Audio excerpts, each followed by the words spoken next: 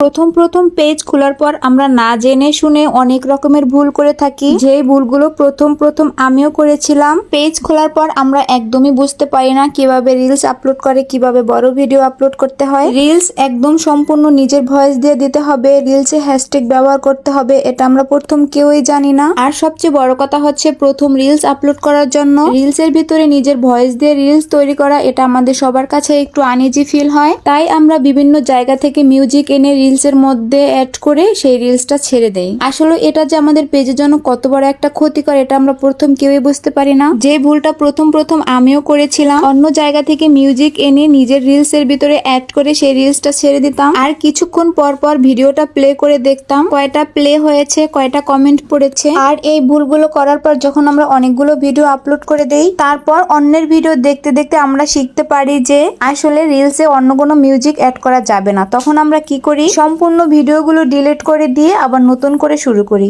আর এতে হয় কি, আমরা আগে যে কষ্ট করে যে ভিডিওগুলো তৈরি করতাম, ভিডিওগুলো ছাড়তাম, আর এই সম্পূর্ণ কষ্টে করা ভিডিওগুলো আমাদেরকে মুছে ফেলতে হয়। আর একটা ভুল আমরা সবাই করে থাকি, টাইম মেনটেন না করে ভিডিও আপলোড করা। ইচ্ছে হলেই একটা ভিডিও আপলোড করি, আবার ইচ্ছে না হলে আবার ভিডিও আপলোড করা ছেড়ে দেই, আবার কিছুদিন পরে সে আবার একটা ভিডিও আপলোড করি। আসলে পেজে কাজ করতে হলে যে আমাদেরকে অনেকগুলো রুলস মেনে কাজ করতে হবে, এটা আমরা প্রথম প্রথম একদমই বুঝতে পারি না। তাই তাদের উদ্দেশ্যে আমার একটা কথা বলা, যারা নতুন পেজ খুলতে চাচ্ছেন কিংবা নতুন পেজ খুলেছেন, পেজের অনেকগুলো রুলস আছে, সেগুলো মেনেই আপনারা এখানে কাজ শুরু করবেন। আর এই ফেসবুকের রুলস মেনে কাজ করে গেলে আপনারা খুব তাড়াতাড়ি পেজটাকে গ্রো করতে পারবেন। আর এই রুলস গুলো মেনে চললেই খুব তাড়াতাড়ি পেজ থেকে সফল হওয়া সম্ভব।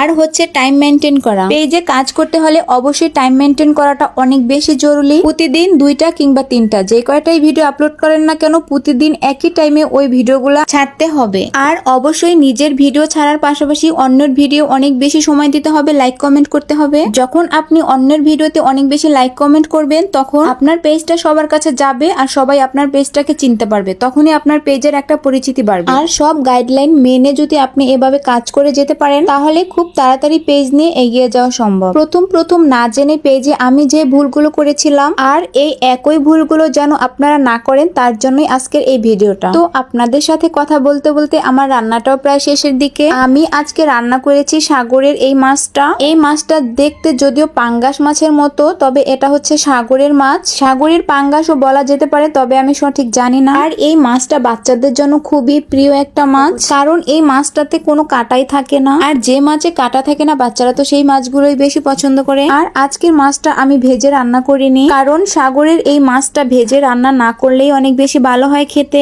আর সব মাছ যে ভেজে রান্না করলেই ভালো হয় খেতে তেমনটা কিন্তু না, তার মধ্যে এই মাছটাও ভেজে রান্না না করলেই খেতে বেশি ভালো লাগে। তো আমার মাছটা রান্না করা হয়ে গিয়েছে। আজকের ভিডিওটা এখানেই শেষ করলাম। আজকে অনেক কিছুই আপনাদের সাথে শেয়ার করলাম। যদি ভিডিওটা আপনাদের জন্য একটু উপকার হয়ে আসে, তাহলে লাইক কমেন্ট শেয়ার দিয়ে পাশে থেকে যাবেন। সবাই ভালো থাকবেন। আল্লাহ হাফেজ।